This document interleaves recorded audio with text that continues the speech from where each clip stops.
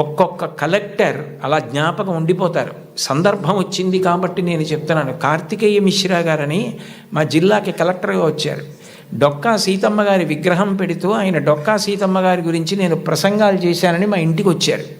మా ఇంటికి వచ్చి ఆయన వచ్చినప్పుడే నేను మంచినీళ్ళు బయట నుంచి కొని తెచ్చుకుంటుంటే ఆయన చూశారు. ఏం గురువుగారు మీకు మంచినీళ్ళు లేవా అని అడిగారు. అడిగితే నేను అన్నాను, అయ్యా మాకు ఇక్కడ మంచినీళ్ళు లేవండి, ఉప్పు నీళ్ళు వస్తాయి, అందుకని మంచినీళ్ళు కొనుక్కుంటూ ఉంటామన్నాను. మీకేనా ఈ ప్రాంతం అంతానా అన్నారు. ఈ ప్రాంతం అంతా మంచినీళ్ళు లేవండి అన్నాను. ఆయన మీరు నమ్మండి నమ్మకపోండి, ఇప్పుడు కార్తికేయ మిశ్రా గారిని పొగిడితే నాకేదో ఆయన పదవి ఇస్తారనడానికి నేను ఉన్న ఉద్యోగమే పదవి విరమణ చేసేసాను. నాకేం దాని మీద ఆశ లేదు. యథార్థం చెప్పాలి కాబట్టి చెప్తున్నాను. ఆయన హతాశులై సోఫాలో వెనక్కి కూర్చుని నేను జిల్లా కలెక్టర్గా ఉన్న చోట మంచినీళ్ళు లేక ఇంతమంది ఇబ్బంది పడితే నాకు అది అవమానం గురువుగారు, పరమ అవమానం అని వెంటనే ఫోన్ చేసి అధికారులతో మాట్లాడి మీరు నమ్మండి 10 రోజుల్లో ఇళ్ళకి కాదు కొళాయి వేయించుకోలేని వాళ్ళు నీళ్లు పట్టుకోవడానికి కూడా గొట్టాలు వేయించారు. ఇప్పటికే ఆ ప్రాంతం అంతా కార్తికేయ మిశ్రా గారిని తలుచుకుంటారు. అంటే నువ్వు కలెక్టర్ అయితే అలా పేరు తెచ్చుకోగలగాలి, నువ్వు ఒక డాక్టర్ అయితే అంత గొప్ప పేరు తెచ్చుకోగలగాలి. మా ఊళ్ళో డాక్టర్ ఐవి రావు అని ఒక డాక్టర్ గారు ఉన్నారు.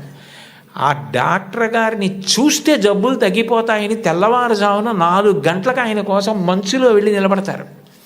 ఆయన కూడా అలాగే వైద్యం చేస్తారు. వ్యక్తిగత జీవితమే లేదు. నేను అప్పుడప్పుడు అంటుంటాను, డాక్టర్ గారు మీకు సినిమాలకు వెళ్ళాలని ఉంటుందా అని. ఆయన పెద్ద నవ్వు అంటారు, సినిమాకి వెళ్ళిన 2.5 గంటల్లో కోటేశ్వరారు నేను ఒక్క 10 మందిని వైద్యం చేసి చూసి వాళ్ళు సంతోషంగా వెళ్ళిపోయి వాళ్ళకి ఆరోగ్యం కలిగితే వాళ్ళ పని వాళ్ళు చేసుకుని సంపాదించుకుని బతికితే నాకు అంతకన్నా ఏం కావాలండి. సినిమా ఇచ్చే ఆనందం కన్నా ఈ తృప్తి నాకు ఎక్కువ గురువుగారు, ఇది చదువుకున్న వాడికి అది లేకపోతే అనవసరం అన్నారు. ఒక డాక్టరు తన వృత్తి మీద తానే విసుక్కుంటే అది మనిషి బ్రతకవలసిన విధానం అంటే అది మోరల్ వాల్యూస్ అంటే. అది లేని విద్యకు అందం ఎక్కడుంది?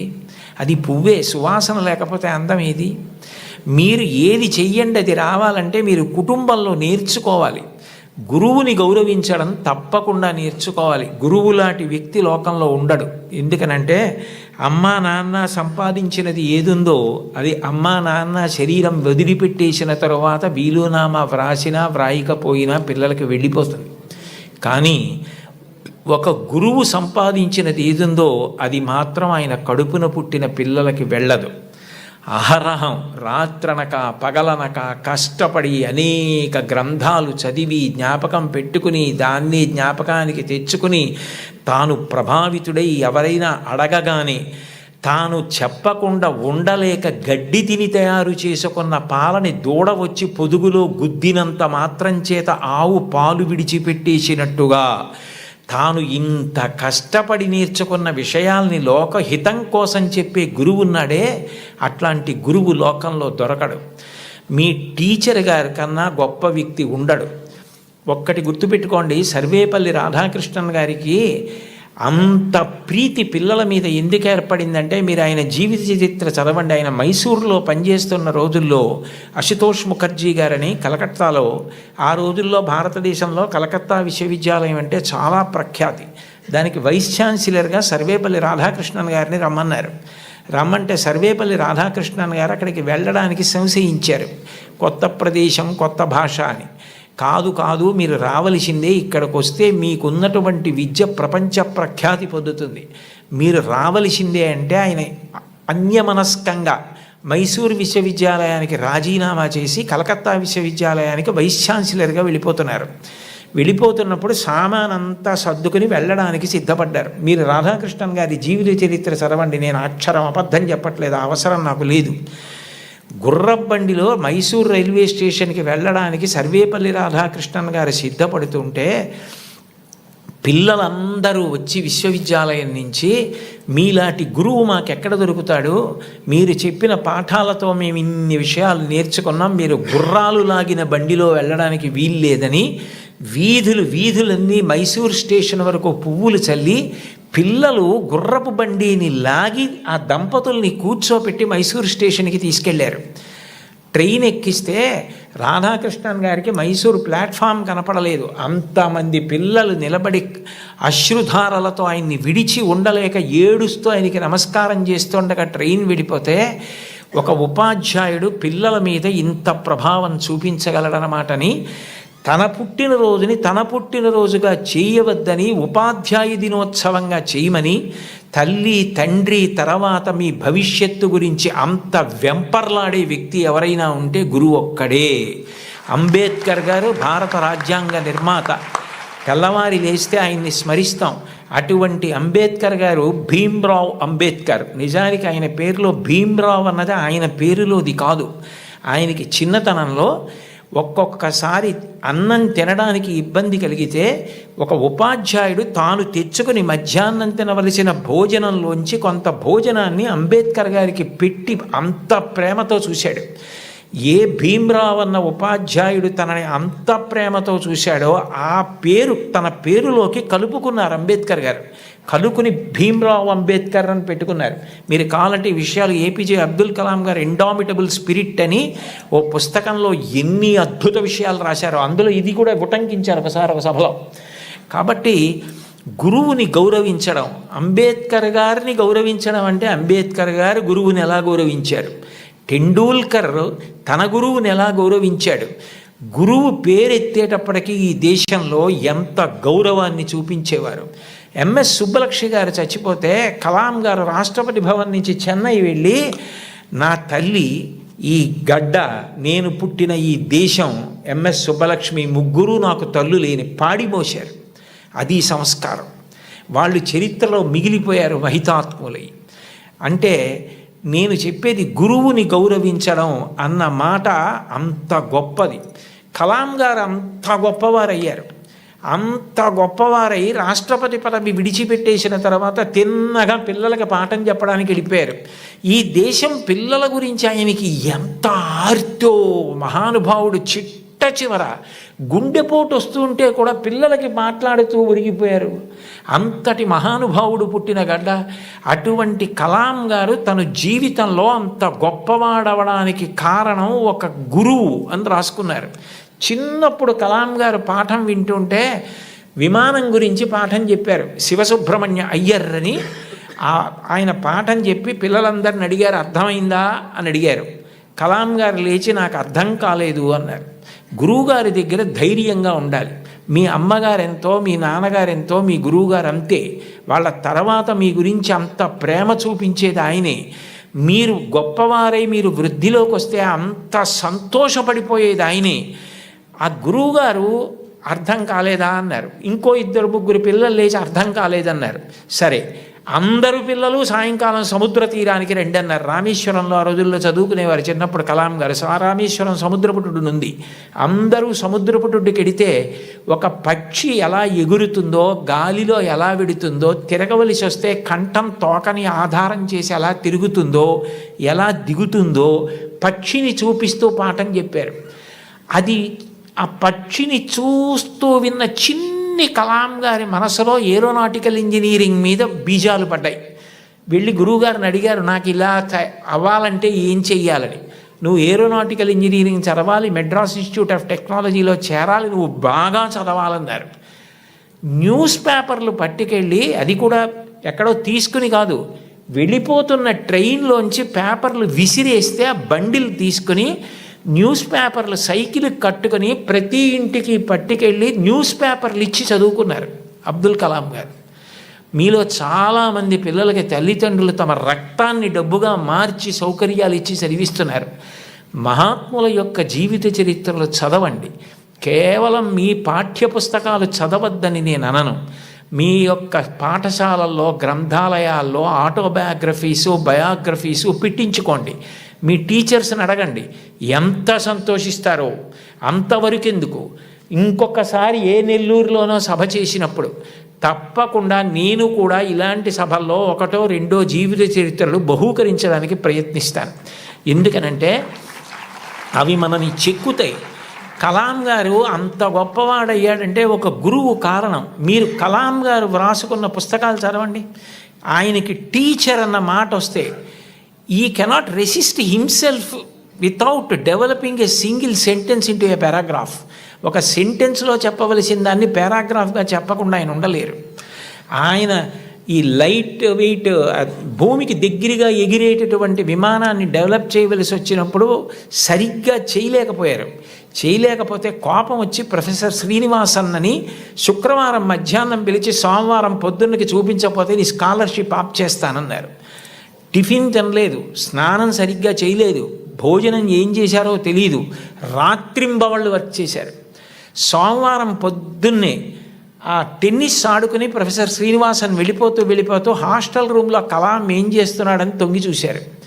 ఇచ్చిన టైం కన్నా ముందే రాత్రింబవళ్ళు కష్టపడి బోర్డు మీద డయాగ్రామ్ వేసి దానికి సంబంధించిన రిపోర్ట్ తయారు చేసిన కలాంని ఆ అవుట్ఫిట్ తోటే, టెన్నిస్ అవుట్ఫిట్ అంటే టెన్నిస్ ఆడుకోవడానికి వేసుకునే బట్టలు, వాటితోటే వెళ్ళి కౌగిలించుకున్నారు మా గురువుగారు శ్రీనివాసన్ గారు. ఆయన నా భుజాన్ని తట్టి నన్ను ప్రోత్సహించి పడిన ఆనందం నన్ను ఇంత గొప్ప స్థాయికి పెంచి పెద్ద చేసిందని తన టీచర్స్ గురించి ఎంత గొప్పగా రాసుకున్నారో.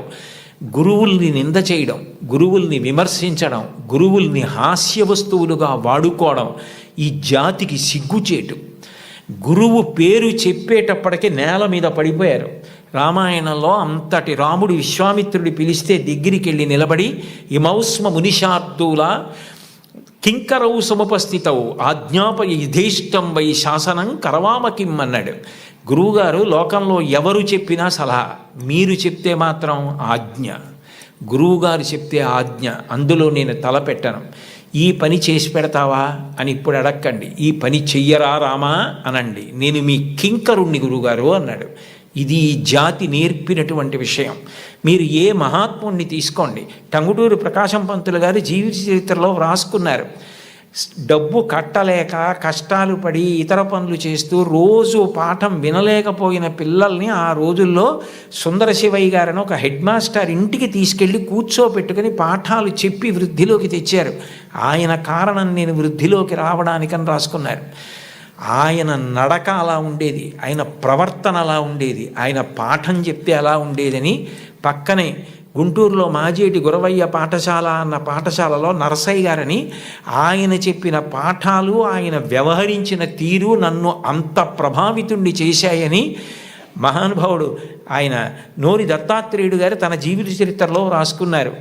గురువులు మనిషిని చెక్కుతారు, ఒక శిలలోంచి శిల్పాన్ని చెక్కుతారు. ఓ సరస్వతీదేవి విగ్రహాన్ని ఒక రాయి తీసుకొచ్చి చెక్కితే శిల్పి దాని మీద ఎక్కి కూర్చుని చెక్కుతాడు.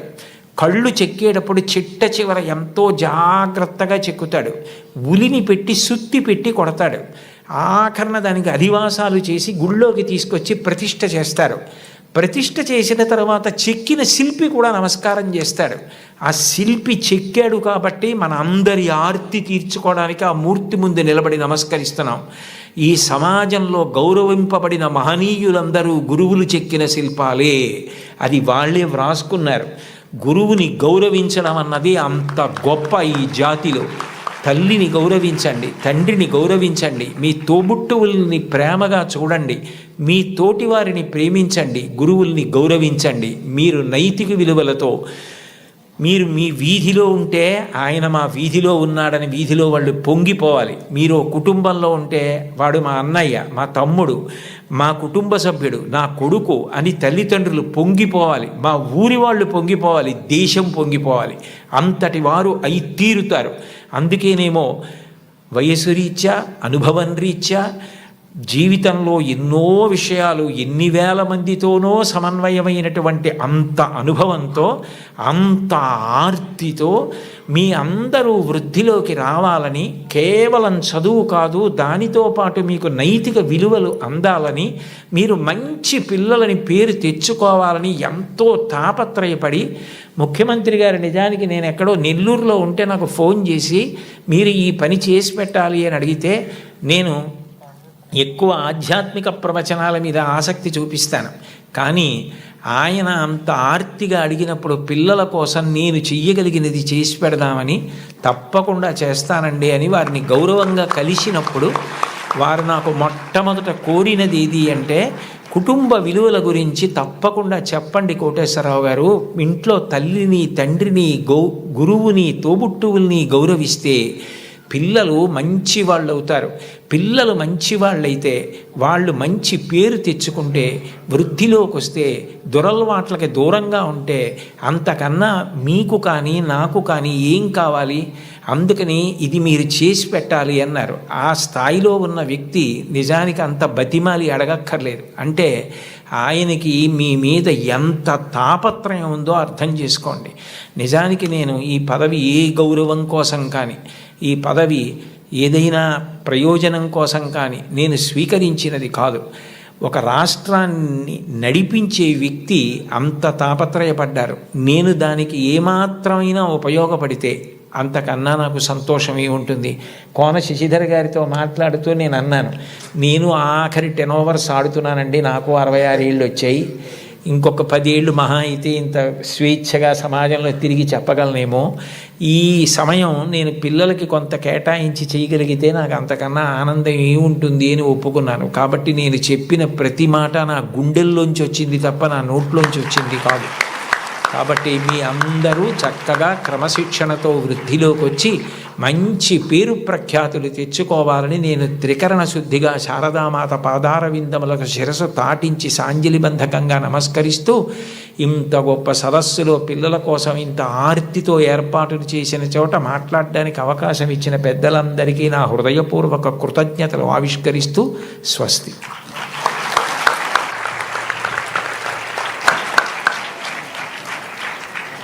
గురవే సర్వలోకానాం భిషజే భవరోగిణాం నిధయే సర్వ విద్యానాం దక్షిణామూర్తయే నమః.